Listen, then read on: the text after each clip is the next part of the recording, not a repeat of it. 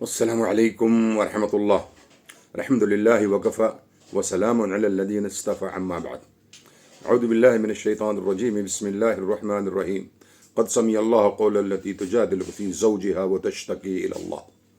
मेरे प्यारे बहनों और भाइयों, मैंने जो कुरान की आयत पढ़ी है उसका तर्जुमा ये है कि अल्लाह रब्बुल आलमीन इरशाद फरमाता है, कहता है कि हमने सुन ली बात उस औरत की जो अपने शौहर के बारे में रसूलुल्लाह सल्लल्लाहु अलैहि वसल्लम से झगड़ रही थी या शिकायत कर रही थी।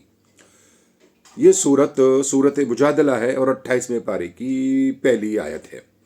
कभी वक्त मिले यूट्यूब से या सोशल मीडिया से हट करके कि तो इसका तर्जुमा ज़रूर पढ़ लेना मेरे अजीज़ भाइयों।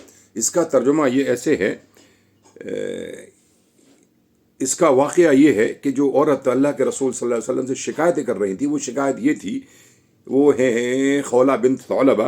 खौला रसूलुल्लाह सल्लल्लाहु अलैहि वसल्लम से शिकायतें कर रही थी कि अल्लाह के रसूल, मेरे शौहर ने मुझसे ये कह दिया है कि तेरी पुश्त तो तेरी पीठ मेरी माँ की जैसी है।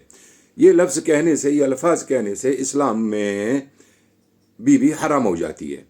तो वो अल्लाह के रसूल सल्लल्लाहु अलैहि वसल्लम से झगड़ रही थी और कह रही थी, प्यारे रसूल, अब बुढ़ापे में मैं कहाँ जाऊंगी और मेरे शौहर कहाँ जाएंगे, हालांकि पूरी ज़िंदगी हमने एक साथ गुजारी है और उनसे मेरे बच्चे भी हैं। तो ऐसा कोई हल बता दीजिए कि हम दोनों एक साथ रह सकें। तो अल्लाह के रसूल सल्लल्लाहु अलैहि वसल्लम खामोश थे और अल्लाह के रसूल ने कहा कि मेरे पास इसका कोई हल जवाज़ नहीं है, ये इजहार हो गया। तो अल्लाह रब्बुल आलमीन ने खौला की बात को इतना पसंद किया कि वो इस मसले को लेकर अल्लाह के रसूल से झगड़ रही थी, तो अल्लाह ने इसका हल उतार दिया। वो कुरान में आगे है, आप पढ़िएगा। मेरे कहने का मकसद या मतलब ये है कि मैं जो देख रहा हूँ, शायद आप भी देख रहे होंगे, कि हमारे मुआशरे में एक चीज़ ऐसी आम हो चली है कि उन्होंने कहा कि इसकी पुश्त या पीठ मेरी माँ की जैसी है, तो इजहार हो गया, यानी वो बीबी शौहर पर हराम हो गई। हमारे यहाँ आम तरीक़े से अपनी बीबियों को अम्मी कहा जाता है और औरतें अपने शौहरों को अब्बा या पापा कहती हैं। मैं अभी एक रिक्शे में बैठा हुआ था तो एक औरत के गोद में एक बच्चा था। वो औरत बार बार फ़ोन पर अपनी बेटी को ये समझा रही थी कि बेटी, पापा आएंगे तो सब्ज़ी गरम कर देना, और पापा नमक ज़्यादा खाते हैं तो सामने नमक ला के रख देना, और पापा बाहर जाएंगे तो जूते दे देना, और पापा को फ़ोन करते करके पूछती रहना कि कहाँ पहुँचे हो, क्या क्या हुआ। तो हिम्मत जुटा करके मैंने औरत से पूछा, या मेरी बहन, ये बताइए कि आप किसके पापा की बातें कर रही थी, यानी किसके पापा को मुखातिब थी, इस बेटे का पापा था या आपका पापा। तो उस औरत ने कहा, नहीं, ये तो मेरे शौहर थे। तो मैंने उनको बताया कि आप जिस शौहर से बच्चे जन रही हैं, जिनके साथ आप सोती उठती बैठती हैं, उसे भी पापा कहती हैं, और जो आपको को जनने वाला है, जो आपका बाप, उसको भी पापा कहती हैं। कुछ तो फ़र्क होना चाहिए। तो उस औरत को बड़ा एहसास हुआ। यहाँ तक कि मैंने ये भी देखा है कि कितने सारे मर्द अपनी बीबियों को अम्मी कह के बुलाते हैं। घर में अक्सर आप भी गौर कीजिए, कहीं ऐसा ना हो कि हम और आप भी अपनी बीबियों को अम्मी कहते हों। कहते हैं कि अपने बच्चों से, बेटा यहाँ अम्मी कहाँ हैं, या अम्मी से चाय बनवा दो, मेहमान आ गए हैं, या अम्मी से ये कह दीजिए, या अम्मी से वो कह दीजिए। उन्होंने सिर्फ, खौला के शौहर ने सिर्फ अपनी बीबी को ये कहा था कि उसकी पुश्त मेरी माँ की जैसी है। हम तो पूरी की पूरी माँ को अम्मी कह रहे हैं, या वो शौहर, वो औरतें अपने शौहरों को, पूरे के पूरे शहर को पापा कह रही हैं, अब्बा कह रही हैं अपने शौहरों को।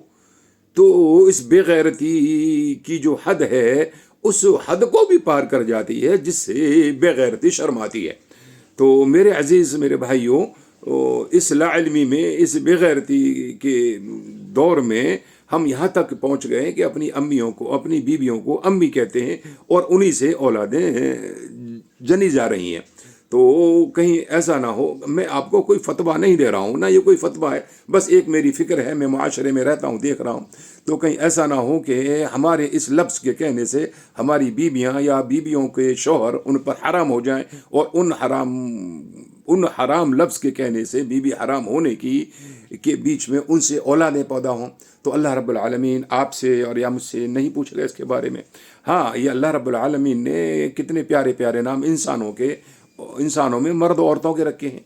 आप अपनी बीवी को अपने नाम से बुलाइए, उसके नाम से बुलाइए, और बीवी को भी ये हक है कि शौहरों को उनके नाम से बुलाए। بے حیائی بے غیرتی نام لینے میں نہیں ہے، بے حیائی بے غیرتی ابو اور امی کہنے میں ہے۔ آپ کو یہ کہے کہ ہمارا کوئی مقصد یہ نہیں تھا، نہیں، لفظ سے ہی تو آدمی اسلام میں داخل ہوتا ہے اور اسی لفظ کے ذریعے اسلام سے خارج ہو جاتا ہے۔ تو اگر آپ کو یہاں شرم آتی ہے بیوی کا نام لینے میں، یا بیویوں کو شرم آتی ہے شوہروں کا نام لینے میں، تو پھر اپنے شوہروں کے دوسرے اور نام رکھ لیجئے، ڈوگی رکھ لیجئے، کیٹ رکھ لیجئے، بلا رکھ لیجئے، اور کچھ بھی رکھ لیجئے، خرگوش رکھ لیجئے۔ اور شوہروں کو شرم آتی ہے بیویوں کے نام لینے میں تو ان کا گڈی نام رکھ لیجئے، گاجر نام رکھ لیجئے، اور کبوتر نام رکھ لیجئے، جیسا جو آپ کو دوسرا اچھا لگے، تاکہ وہ حرام خوری کے زمرے میں تو نہ آ جائے۔ بس یہ ایک میری فکر تھی۔ تو آپ اس صورت کا ترجمہ ضرور پڑھیں، دیکھیں کہ اللہ کے رسول صلی اللہ علیہ وسلم پر وہی نازل ہوئی اسی وقت، اور اس میں پھر کیا حل نکلا۔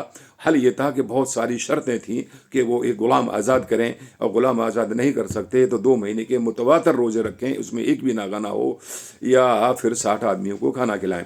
تو آپ اس مسئلے کا اگر جو بھی لوگوں نے اپنی بیوی سے امی کہا ہے، یا جن عورتوں نے اپنے شوہروں سے پاپا کہا ہے، حالانکہ انکار کرنے سے شریعت میں کوئی بدلاؤ نہیں آئے گا۔